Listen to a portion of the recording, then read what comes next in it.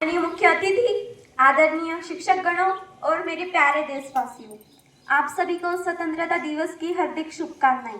जैसा कि हम सभी जानते हैं, आज 15 अगस्त है। हम अपने देश का 19वां स्वतंत्रता दिवस बनाने के लिए यहाँ उपस्थित हुए हैं।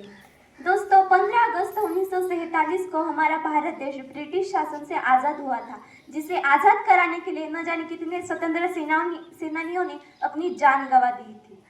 आजादी आजादी का असली मतलब वही समझ सकता है जिसने कभी गुलामी की हो, और हम सौभाग्यशाली है कि हमने स्वतंत्र भारत में जन्म लिया।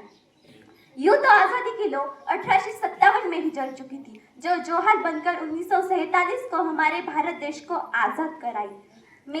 मैं अपने प्राचीन मध्यकालीन और वर्तमान के उदाहरणों से स्पष्ट करना चाहूंगी कि जब हम फिरंगियों के फेरे में फंस गए थे, तो रंग ने बसंती चोला की एक आवाज पर टोले के टोले उमड़ आते थे।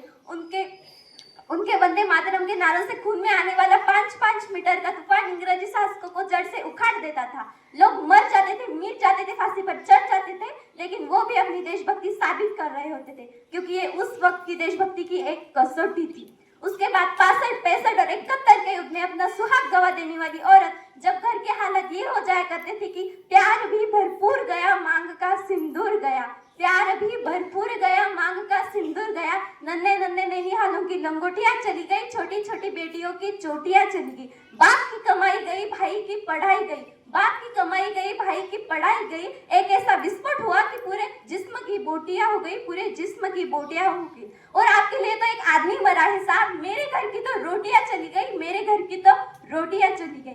ऐसे हालात पैदा होने के बावजूद भी एक माँ अपने बेटे को सरहद पर दुश्मनों की धज्जियां उड़ाने के लिए भेजती थी, और उसे पत्र में लिखा करती थी कि अम्मा ने पत्र लिखा है बड़े ही हिचाव से, अम्मा ने पत्र लिखा है बड़े ही हिचाव से, पुत्र मेरे 1 इंच भी पीछे मत हटना, चाहे इंच इंच कट जाना, चाहे इंच इंच कट जाना।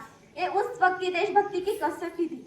उस वक्त देश बलिदान मांगता था, उस वक्त देश लड़ जाने को कहता था, उस वक्त देश मर जाने को, मिट जाने को, फांसी पर चढ़ जाने को कहता था। लेकिन अब देश न मर जाने को कहता है, न मिट जाने को कहता है, न बलिदान देने को कहता है। अब देश सिर्फ और सिर्फ ईमानदार रहने को कहता है, ईमानदार रहने को कहता है। मैं अपने विचारों से कहूँ तो कोई अपना काम पूरी लगन, ईमानदारी और मेरे विचारों से कोई अपना काम पूरी लगन, ईमानदारी और मेहनत से करे ना, तो उसे ही सच्ची देशभक्ति कहते हैं। और आप कहेंगे कि साल में सिर्फ हाथ में 2 बार झंडा लेना ही देशभक्ति है, तो मैं आपसे पूछना चाहूंगी कि वो बच्चा जो फुटपाथ में नंगे, ट्रैफिक की छांव में नंगे पाँव में वो तिरंगा बांट रहा होता है, क्या आप उसे देशभक्ति कहेंगे? नहीं, उसकी देशभक्ति नहीं है, उसके पेट की शक्ति है जो उसे ऐसा करने पर मजबूर करती है। क्योंकि कहते हैं ना मस्जिद को जानते हैं, ना शिवालयों को जानते हैं, ना मस्जिद को जानते हैं, ना शिवालयों को जानते हैं। जो पेट के भूखे प्यासे होते हैं ना, वो सिर्फ और सिर्फ भोजन के निवालों को जानते हैं, भोजन के निवालों को जानते हैं। अपने परिवार, अपने समाज, अपने देश के लिए समर्पण का भाव है देशभक्ति। और हर एक देशद्रोही के जीवन में आने वाला तूफान है हमारी देशभक्ति। और हर एक देशद्रोही को ये जान लेना चाहिए कि तू अगर परिंदा है तो ये आसमान भी तेरा है, अगर तू परिंदा है तो ये आसमान भी तेरा है, अगर तू बेईमान है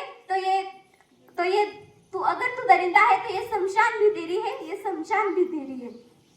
भाईचारे से रहना है तो रहे, भाईचारे से रहना है तो रहे, वरना एक कब्र भी तेरी है और एक कब्रिस्तान भी तेरा है। लेकिन एक देशद्रोही से ज्यादा एक देशभक्त की बात आती है। तब एक बेटा अपने माँ बाप को वृद्धाश्रम की चौखट पर छोड़ आता है। मर उठती है वो देशभक्ति जब हम किसी मुसीबत में पड़े व्यक्ति की जान बचाना छोड़कर अपनी सेल्फी लेकर अपनी लाइफ बढ़ाने में बिजी रहते हैं। 4 बोतल वोडका और काम मेरा रोज का, और भारत का भविष्य तबाह कर रखा है। हम ना ऐसे समाज में जीते हैं जहाँ पत्थर की मूर्त को लगते हैं 56 भोग, जहाँ पत्थर की मूर्त को लगते हैं 56 भोग, और भूखे प्यासे सो जाते हैं वैसे ही लोग। अगर देना है तो अंगदान दीजिए, अगर देना है तो मरने के बाद अंगदान दीजिए, देना है तो रक्तदान दीजिए, देना है तो अंगदान दीजिए। धन्यवाद। जय हिंद, जय भारत।